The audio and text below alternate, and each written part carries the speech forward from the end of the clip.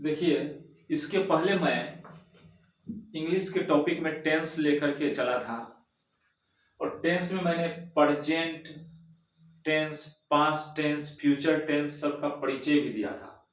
आज मैं specially present indefinite tense के बारे में बताने जा रहा हूं। प्रेजेंट डिफिनिट टेंस को हम लोग सिंपल प्रेजेंट टेंस भी बोलते हैं, अर्थात इसका नाम है प्रेजेंट इंडेफिनिट टेंस।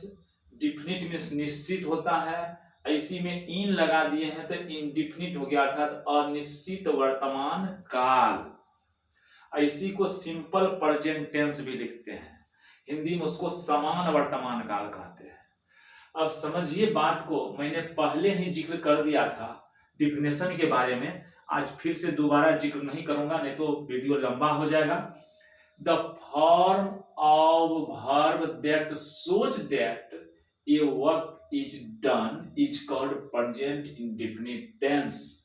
कहने का अर्थ ये हो गया, क्रिया का वह रूप जो, अच्छा थोड़ी सी बात यहां पर छुटी हुई है, इसको मैं ऐड कर देता हूं। A work is done in the present time, in the present time, यहां इसको ऐड कर देना है। Is called present indefinite tense। कहीं कोई दिक्कत नहीं है, वैसे नहीं भी लिखते फिर भी चलता, क्योंकि यहां पर इज लिखा हुआ है, प्रेजेंट टेंस को शो कर रहा है। तो इसको बढ़िया से देख लीजिए, प्रेजेंट इंडेफिनिट टेंस अर्थात अनिश्चित वर्तमान काल।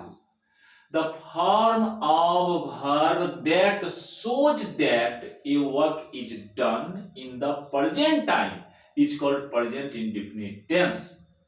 इसका अर्थ होता है हिंदी में, क्योंकि आप लोग हिंदी के ही पूर्वज हैं, हिंदी के बिना काम ही नहीं चलेगा, इसलिए हिंदी बोलना जरूरी है। तो समझिए, ये नहीं समझिएगा कि इंग्लिश में लिख रहे हैं तो भारी भरकम नहीं भाई, प्रैक्टिस करोगे तो आसान हो जाएगा। इंग्लिश पढ़ते हो, इंग्लिश की प्रैक्टिस यदि नहीं करोगे तो हैबिट नहीं बनेगा, वैसे याद करने से रटने से कुछ नहीं होगा। जब बार बार आप लोग करेंगे तो इससे फायदा यही होगा कि आप लोग बोलने भी थोड़ा थोड़ा सीखेंगे और साथ साथ जो है प्रैक्टिस भी बनेगा इंग्लिश में लिखने का, इंग्लिश में पढ़ने का। जब तक लिखेंगे नहीं, पढ़ेंगे नहीं, तब तक आदत नहीं बनने वाला है, हैबिचुएटेड नहीं होंगे हम लोग। इसलिए बार लिखना है, पढ़ना है, निश्चित ही आप लोगों को हो जाएगा। तो इसका अर्थ क्या हो गया, वर्तमान समय में, अच्छा उल्टा हो जाता है। देखिए, क्रिया का वह रूप जो बताता है कि वर्तमान समय में कोई काम किया जाता है is called present indefinite tense, is called present indefinite tense. फिर से बोल लीजिए, the form of verb that shows that a work is done in the present time is called present indefinite tense। फिर से देखिए, the form of verb that shows that a work is done in the present time is called present indefinite tense।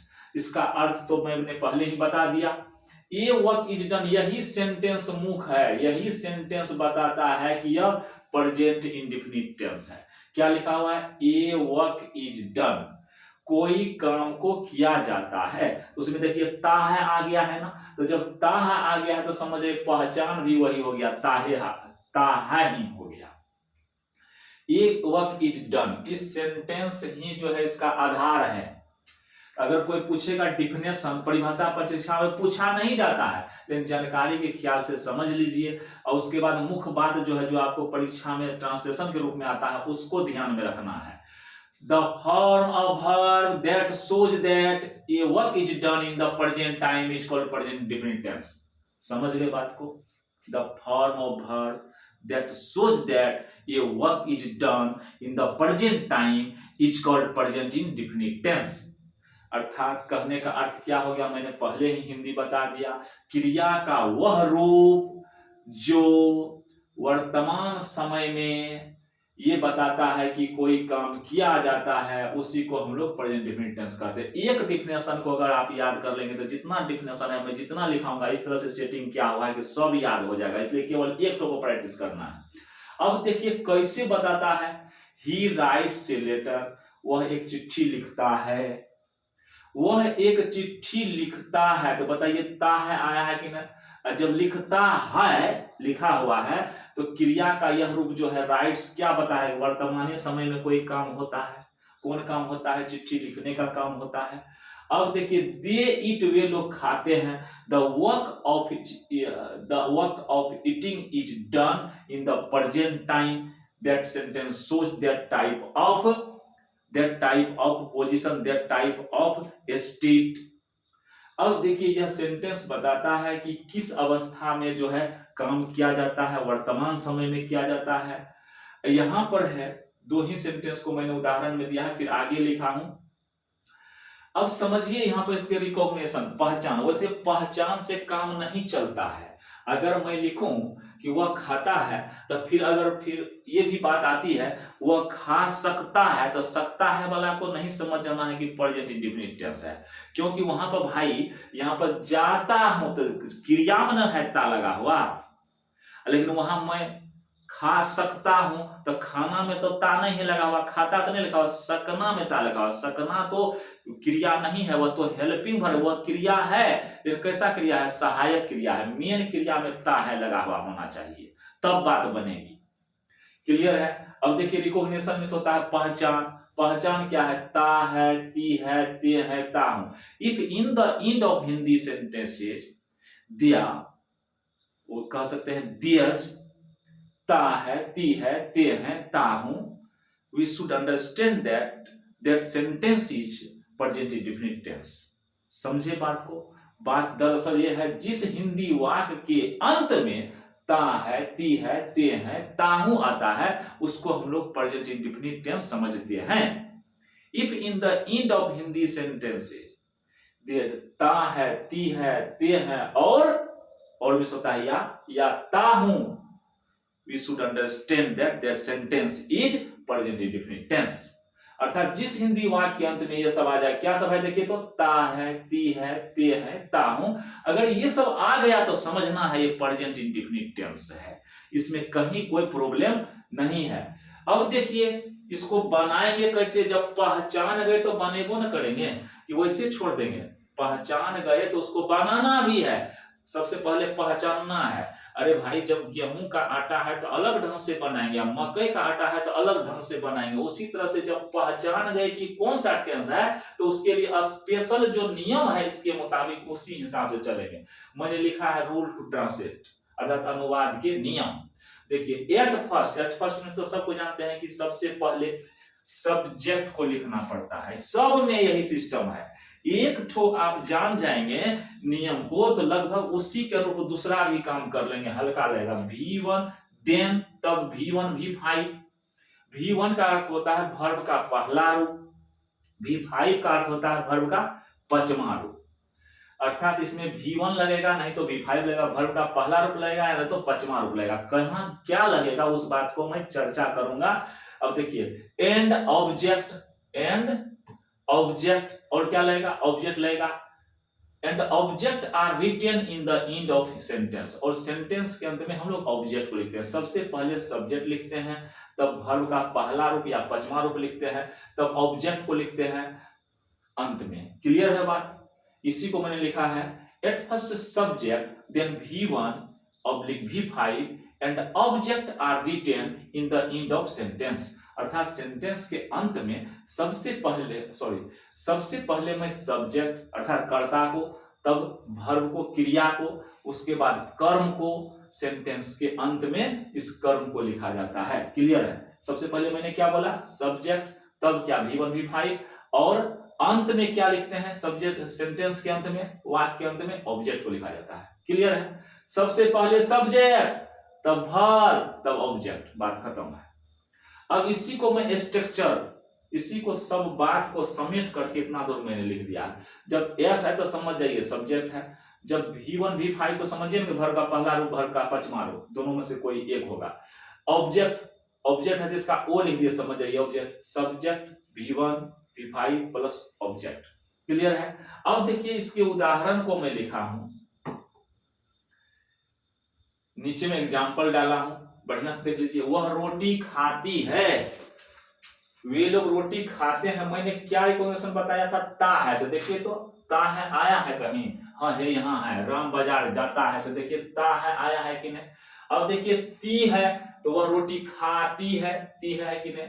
अब देखिए ते हैं, वे लोग रोटी खाते हैं, क्लियर है। यहाँ क्या है, ता हूं, तो ता हूं तो मैं बता ही दिया है, कहीं तो जरूर ता हूं है। यहाँ देखिए सोता हूं, है ना। ये सब अगर ये सब चीन, ये सब रिकॉग्निशन आ रहा है तो हम क्या समझेंगे इसको प्रेजेंट डिफिनिट टेंस से। तो बनाएंगे कैसे, बनाने का नियम भी मैं बताया है कि सबसे पहले सब्जेक्ट लिखना है, तब V1 या V5 को लिखना है, तब ऑब्जेक्ट को लिखना है। अब एक तो झमेला आता है कि सर आप तो लिखे हैं V1 लिखिए, V5 भी लिखिए, तो दोनों में से क्या लिखेंगे, दोनों में से कोनो एक के लिखना है। अब समस्या आ जाती है कि सर तो V1 V5 के बारे में बताए कहां, भाई बता देते हैं, सुनिए। V1 और V5 क्या है, सुन लीजिए। V1 है वर्ब का पहला रूप, वर्ब का पहला रूप। जैसे हम लोग देखिए ईट लिखते हैं, ईट, तो ईट का दूसरा रूप क्या होता है, एट होता है, खाना, खाया। और फिर क्या होता है, इटेन होता है, खा चुका। और फिर इसी का चौथा रूप होता है ईटिंग, क्या होता है। अब पांचवा रूप क्या होता है, इसी ईट में एस लगा देते हैं तो इट्स हो जाता है, एस लगा दिए तो V5 बन गया। अर्थात कहने का अर्थ है इस टेंस में दो ही चीज का यूज होगा, इसका पहला रूप का और ये पांचवा रूप का। पहला, दूसरा, तीसरा, चौथा, ये क्या हो गया आपका पचमा। पचमा, पहला या पचमा का यूज होगा। अब कहेंगे सर पहला और पचमा कहां, पहला कहां पचमा, तो ठीक से ध्यान रखिए, थर्ड पर्सन सिंगुलर नंबर, क्या बोले, third person singular number, third person भी होना चाहिए और सिंगुलर भी होना चाहिए। कहने का अर्थ है अनपुरुष एक वचन, हिंदी में इसी को बोलते हैं अनपुरुष एक वचन। तो अनपुरुष एक वचन जब रहेगा तो तब हम लोग V5 लिखेंगे, otherwise everywhere we have to write V1, और सब जगह हम लोग V1 को ही लिखेंगे। समझ गए बात को। अब कोई कहेगा लड़का, सर जी हम तो थर्ड पर्सन सिंगुलर नंबर भी नहीं समझते हैं, तो सुन लीजिए ऐसे, ही, सी, ही मीन्स भी वह होता है, सी मीन्स भी वह होता है, ही रहे, सी रहे, इट रहे, एक नाम रहे, एक के नाम, दो नाम नहीं, एक नाम रहेगा तब समझना है थर्ड पर्सन सिंगुलर नंबर है। उसी के साथ हम लोग क्या करेंगे, ये V5 लिखेंगे। क्या लिखना है, V5 लिखना है। क्या सब बताए, ही, देख लीजिए यहां मैं अलग से लिख देता हूं, ही, सी, इट, और क्या, एक नाम, एक नाम, नेम लिख देते हैं। एक नाम मतलब क्या, एक के नाम, राम रहे चाहे श्याम रहे, राम और श्याम दोनों ने एक ही नाम होना चाहिए, तब हम लोग V5 का यूज करेंगे। तो हम लोग कौन सी का यूज करेंगे, V5 का यूज करेंगे। अदरवाइज और दूसरी जगह हम लोग क्या करेंगे, V1 ही रखेंगे, कहीं कोई दिक्कत नहीं है। एक सिस्टम और भी है, देख लीजिए, जिसके साथ आप लोग बचपन में इज लगाते थे, समझ जाइए वही है थर्ड पर्सन सिंगुलर नंबर। जैसे बोलेंगे ही इज ए बॉय, तो ही के साथ इज लगता है ना, तो समझ जाइए ही थर्ड पर्सन सिंगुलर नंबर है। सी इज ए गर्ल, सी के साथ इज लगा ना, समझ जाइए वह थर्ड पर्सन सिंगुलर नंबर है। It is, it is a chair, यह एक कुर्सी है, इट के साथ इज लगा कि नहीं लगा, तो समझ जाइए थर्ड पर्सन सिंगुलर नंबर है। Ram is going, Ram is a boy, तो राम के साथ इज लगा कि नहीं, समझ जाइए Ram third person singular number है। राम एंड मोहन इज कोई नहीं लिखता है, Ram and Mohan are boys लिखता है, तो समझ जाइए वह थर्ड पर्सन तो है लेकिन सिंगुलर नंबर नहीं है। क्लियर बात। जिसके साथ इज लगाते थे बचपन में, समझ जाइए अब 55 के एज में आए हैं तो उसी में V5 लगाना है। क्या लगाना है, V5। क्लियर है, कहीं कोई दिक्कत नहीं। लेकिन एक चीज ध्यान में रखना है, और एक बात और आंख बंद करके जिसको हिंदी की जानकारी है मैं बता देता हूं, अगर हाय रहे तो अवश्य ही समझ जाइएगा इधर जो इस सब्जेक्ट है वह, इसी को कर्ता भी बोलते हैं, यह होगा क्या, थर्ड पर्सन सिंगुलर नंबर। हाय रहे तो निश्चित थर्ड पर्सन सिंगुलर। एक सिस्टम और बता दिए। पहला सिस्टम क्या बताए, जिसके साथ इज लगता है, इज लेकिन इसमें लगाना नहीं है, इज देख लीजिएगा पीछे करके, इज जिसके साथ लगता है वह थर्ड पर्सन सिंगुलर नंबर नहीं होगा। लेकिन इसमें ख्याल रखिएगा यह टेंस ऐसा है कि इसमें हम लोग इसकी अंग्रेजी नहीं लिखते हैं, अंतिम वाला का अंग्रेजी नहीं लिखते हैं, अंतिम वाला का अंग्रेजी नहीं लिखते हैं, अंतिम वाला का अंग्रेजी नहीं लिखते हैं, अंतिम वाला का अंग्रेजी नहीं लिखते हैं। हम घेरते हैं तो आप लोग भी नहीं घेरिएगा, नहीं कहिएगा ये भाग रहा था इसलिए घेर दिए, ऐसी बात नहीं है। हम घेरे हैं इसलिए कि आप लोगों के दिमाग में हिट करे बात और फिट हो जाए बढ़िया से कि भाई ये जो है अंतिम जो है ये हेल्पिंग वर्ब है, इसी को सहायक क्रिया कहते हैं। लिखेंगे वह रोटी खाती तो बात स्पष्ट नहीं होता, खाती थी कि खाती है पता नहीं चलता कि खाएगी, इसलिए अंत में हाय लिखा गया है। क्या लिखा गया है? हाय लिखा गया है। ये सहायक क्रिया है। सहायक क्रिया क्या करता है? मुख्य क्रिया के अर्थ को पूरा करता है। लेकिन इसकी अंग्रेजी हिंदी में लिखेंगे लेकिन अंग्रेजी में नहीं लिखेंगे, क्योंकि अंग्रेज के हिसाब से हमको चलना है। अंग्रेज के हिसाब से नहीं चलेंगे तो अंग्रेजी नहीं होगी, क्योंकि उसकी भाषा को हम लोग लिख रहे हैं तो उसी के हिसाब से न चलना होगा जी। अंग्रेज लड़की को दुपट्टा, तीन पट्टा, चौपट्टा की कोई जरूरत नहीं है, वैसे केवल एक टी शर्ट पहन लेगी, जींस पहन लेगी, चल देती है। तो समझ जाइए दुपट्टा हटा दीजिए दुपट्टा, क्योंकि आप भी अंग्रेज बनने जा रहे हैं, दोनों में तो कुछ न कुछ डिफरेंस होगा। अब देखिए, चलिए थोड़ी सी मजाक जोक की बात हो जाती है। अब देखिए, अब बनाना है कैसे, बनाना कैसे है तो देखिए ना, बनाना कैसे है यहाँ देखिए, यहाँ क्या है, इसको मैं अच्छा चलिए कलर चेंज कर लेते हैं। देखिए यहाँ पर वो है तो वह का अंग्रेजी रोटी खाती है, तो समझिए लड़का है कि लड़की, अरे स्त्रीलिंग है कि पुल्लिंग, ये तो स्त्रीलिंग है क्योंकि खाती है। आगे से नहीं देखते हैं लड़की सब जुल्फी लटका कर रखती है, जुल्फी लटकल है, तो समझ जाइए क्या है, स्त्रीलिंग है। अब देखिए तो यहाँ पर क्या लिखे, वह का क्या लिखें, ही लिखेंगे, और अंतिम में सुनिए ही के बाद क्या लिखेंगे, वर्ब का पहला रूप या पचमा रूप। तो देखिए तो यहाँ पर मैंने क्या बताया था बाबू, ही रहे, सी रहे, ही इज लिखते हैं ना, अगर ही रहे, सी रहे, इट रहे, एक नाम रहे तो क्या लिखेंगे हम लोग, V5 लिखेंगे ना। तो अच्छा हाँ ठीक है, अच्छा ठीक है, तुम लोग बढ़िया से देखता है, चलो जी ठीक है कोई बात नहीं। हाँ यहाँ क्या होगा, सी होगा, क्योंकि लड़की है ना, फिर तुरंत बोले थे देखो जुल्फी लटकल है, और फिर भी हम देखिए ही लिख दिए। तो चलिए देखिए यहाँ पर क्या होगा, सी होगा, यानी कि पुरुष के लिए, पुल्लिंग के लिए हम लोग, मैस्कुलिन जेंडर के लिए हम लोग क्या लिखते हैं, ही लिखते हैं, फेमिनिन जेंडर के लिए सी लिखते हैं। तो सी मींस भी वह, ही मींस भी वह होता है, यह स्त्री जाति के लिए है। तो सी, अब वर्ब क्या है, ईट है, तो यहाँ पर हम लोग क्या लिखेंगे, ईट लिखेंगे कि नहीं लिखेंगे, ईट लिख दिए। अब ईट ठीक है, देखिए नहीं भाई गड़बड़ है, कैसे गड़बड़ है, हम बताए थे ही रहेगा, सी रहेगा, ईट रहेगा, नेम रहेगा, तो क्या करेंगे, इसको V5 बना देंगे। V5 कैसे बनेगा, S लगा देंगे तो V5 हो गया। इट्स, अब क्या लिखेंगे, ब्रेड, अब क्या लिखेंगे, ब्रेड हो गया, वह रोटी खाती है, समझ गए। ब्रेड क्या है, ऑब्जेक्ट है, कर्म। अरे हिंदी में भी हम लोग पढ़े हैं कर्ता, कर्म, क्रिया, कर्ता, कर्म, क्रिया, तो पहले कर्ता होगा, लेकिन इंग्लिश में क्या होता है, पहले कर्ता और तब कौन सी क्रिया, अंतिम वाला क्रिया, तब कौन सी कर्म होता है, उल्टे होता है। जैसे हम लोग करते हैं वैसे ही ना करेंगे। हम लोग का रीति रिवाज भी अलग, उन लोगों का रीति रिवाज भी थोड़ा सा अंतर है, इसलिए मैं जानवे करते हैं, हम लोग धोती कुर्ता पहनते हैं, अब ये लोग क्या करते हैं, शर्ट फुल पैंट पहनते हैं। इसलिए मैं एक आदमी ने कहा, धोती ने कहा पैजामे से, हम तुम बने एक धागे से, फर्क इतना तो खुलता पीछे से, मैं खुलता आगे से, दोनों में तो अंतर होवे करेगा। अंतर होगा तो हम लोग क्या करेंगे, उस मंत्र को समझ करके उसी हिसाब से चलेंगे, क्या दिक्कत है। अब देखिए वे लोग रोटी खाते हैं, तो वे लोग रोटी खाते हैं, तो वे लोग का अंग्रेजी क्या होता है बाबू, दे होता है। और खाना का इंग्लिश क्या होगा, ईट होगा, करता तो यही ना, वर्ब ना लिखेंगे यहाँ, ईट, और रोटी का क्या होगा, ब्रेड होगा। अब कोई लड़का कह सकता है कि भाई यहाँ पर एस लगाए थे, यहाँ क्यों लगाए थे, हम तो कहे थे बाबू ही रहेगा, सी रहेगा, ईट रहेगा, एक नाम रहेगा, तब ये यहाँ पर V5 होगा, नहीं तो V5 नहीं होगा। जैसे ईट होता है वैसे लिख देंगे, हाँ ऐसे ही कर देंगे। अब देखिए यहाँ राम बाजार जाता है, तो क्या बताए थे, एक नाम रहेगा तो क्या होगा, यहाँ भी V5 होगा, तो राम। जाना का इंग्लिश क्या होता है, गो, गो में एस लगाए, खलिया एस में ई भी लगता है, जहां पर ओ रहे तो वहां पर ई भी लगाना है, ES क्या हो जाएगा, ES हो जाएगा।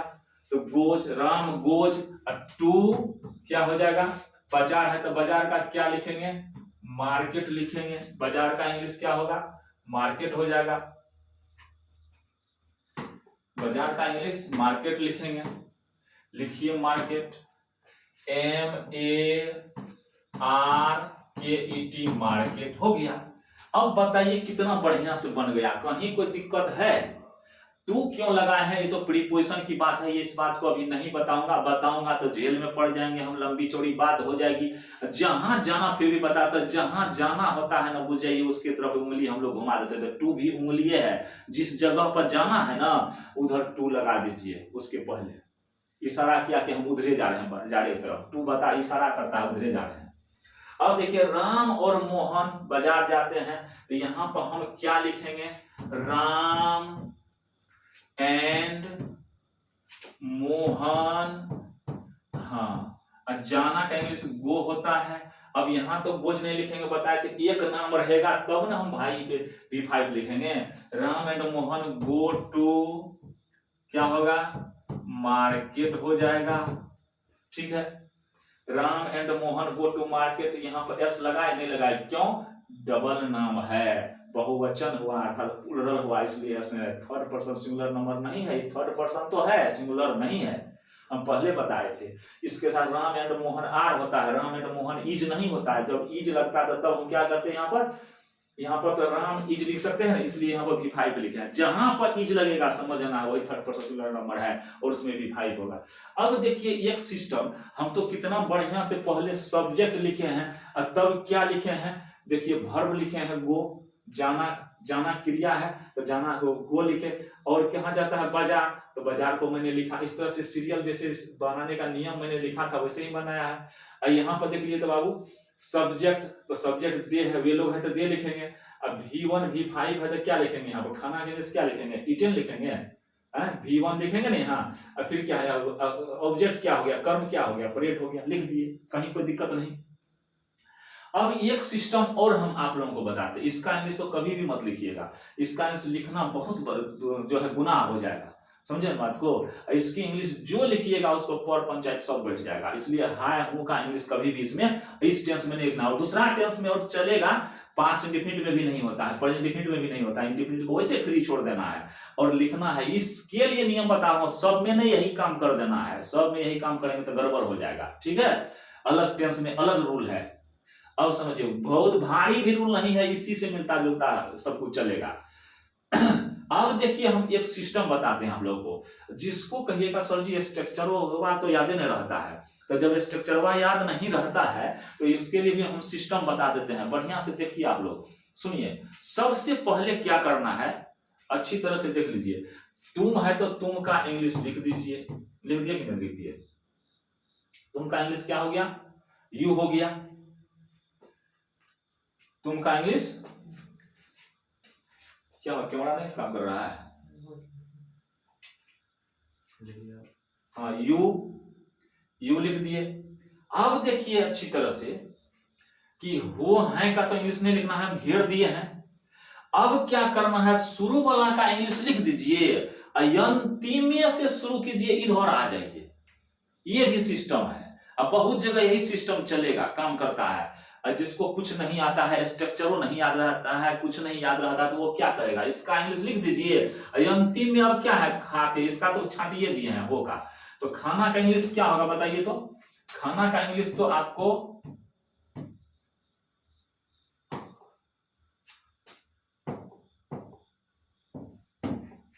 खाना का इंग्लिश क्या हो जाएगा, खाना का इंग्लिश यहाँ पर क्या होता है, खाना का इंग्लिश देखिए तो इट होता है तो इट लिख दिए, लिखे कि नहीं, खाना का इंग्लिश हो गया। अब इधर खाना के इधर क्या है, ब्रेड है, तो यहाँ पर हम लोग क्या लिख देंगे, ब्रेड हो गया कि नहीं हो गया। देखिए सिस्टम। अब फिर देखिए और सिस्टम, हम नीचे भी वही काम करते हैं। कहीं स्ट्रक्चर याद नहीं है तो तब क्या कीजिएगा, भुला जाइएगा तो कौन चीज कीजिएगा, समझिए कितना याद कीजिएगा, याद करते करते मर जाना है। थोड़े सिस्टमों थोड़ा अपनाइए, टेक्निक भी अपनाइए। यहाँ पर बताइए सिस्टम क्या लाएंगे, मैं का इंग्लिश क्या हो जाएगा बताइए, तो मैं का इंग्लिश आपका आई हो जाएगा। अंतिम में अब क्या है, सोना है तो सोना का इंग्लिश क्या होता है, स्लीप, मैं सोता हूं, हो गया। अब यहाँ चलिए हम लोग गाना गाते हैं, यहाँ तो 3 को है, तो हम लोग का इंग्लिश क्या होगा, हम लोग का इंग्लिश वी हो जाएगा। और अब कहां से हम कहेंगे सर जी आप तो इसमें बताए, यहाँ तो 3 को है, तो वहां भी तो 3 को बोला बताए थे, तो सुनिए हम लोग का इंग्लिश वी, अब कहां से चलना है, अंतिमे से चल लिए। गाना का इंग्लिश क्या होता है, सिंग होता है। गाना का इंग्लिश सिंग होता है। अब फिर ये गाते का इंग्लिश तो सिंग लिख दिए। ये गाना जो है गजल गाते हैं कि भोजपुरी गाते हैं कि कव्वाली गाते हैं, क्या गाते हैं, तो उसके लिए तो हमको लिखना पड़ेगा गाना। तो गाना का इंग्लिश क्या होता है, सॉन्ग होता है। तो इस सॉन्ग को हम गिन सकते हैं, तो इसलिए ये सॉन्ग लिखेंगे। क्या लिखेंगे, ये सॉन्ग लिखेंगे। क्लियर है, समझे बात को तरीका। पहले हम लोग का इंग्लिश लिख लिए, अंतिमे से शुरू वाला को ले लीजिए, अब अंतिमे से इधर आ जाइए।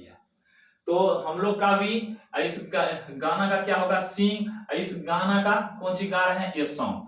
अब देखो यहाँ पर तुम पढ़ते हो, तुम पढ़ते हो, तो तुम का इंग्लिश क्या हो जाएगा, गड़बड़ हो रहा है क्या तुम का इंग्लिश क्या हो जाएगा, यू हो जाएगा।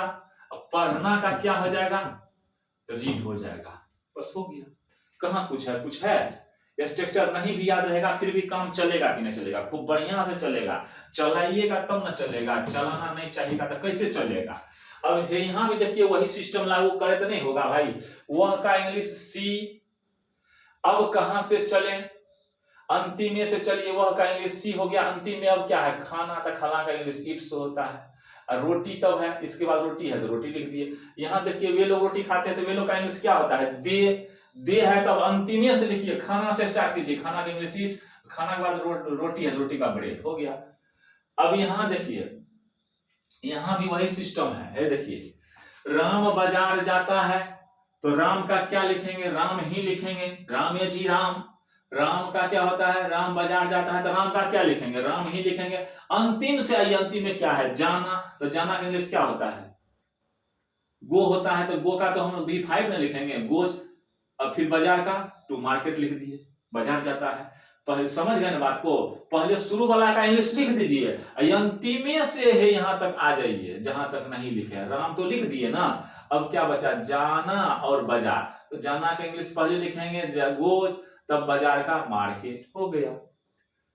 इसमें कहीं कोई दिक्कत है, तुम रोटी खाते हो, तो तुम का इंग्लिश यू, पहला वाला का इंग्लिश लिख करके अब अंतिम में आइए, खाना का ईट, फिर इसके बाद रोटी है तो इसके बाद ब्रेड। इस तरह से भी आप बना सकते हैं, कहीं कोई दिक्कत नहीं है। अगर आप इसको बढ़िया से समझ जाते हैं तो आगे भी समझ में बात आएगी, समझे ना। और सुनिए, टेंस नहीं जानिएगा तो समझ जाइए आपसे वॉइस भी नहीं बनेगा, अर्थात एक्टिव टू पैसिव जो बनाते हैं वह भी नहीं बनेगा, नरेशन भी नहीं बनेगा, बहुत सारा ट्रांसलेशन आपसे नहीं बनेगा। इसलिए टेंस को पकड़ लीजिए तो लगभग जो है बहुत चीज को पकड़ने का क्षमता हो जाएगा। इसलिए टेंस को एकदम जोर दे करके किसी भी तरह से सीख लीजिए, निश्चित ही जो है आपका आधार बन जाएगा। आधार जब बन जाएगा तो ऊपर महल बनते रहेगा, देखा जाएगा, दीवार सब बनते रहेगा। चलिए, धन्यवाद।